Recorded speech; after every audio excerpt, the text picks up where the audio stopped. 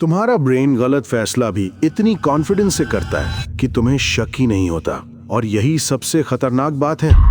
Human brain का काम perfect decision लेना नहीं होता, उसका काम होता है डिसीजन जल्दी लेना।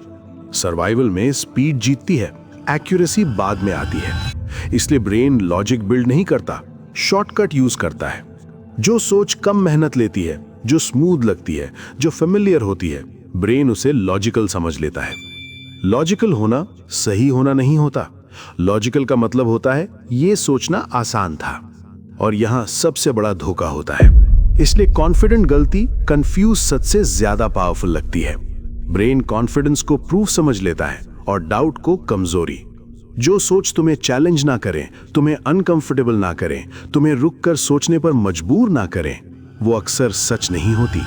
इसलिए समझदार इंसान अपनी सोच पर भरोसा कम और सवाल ज्यादा करता है।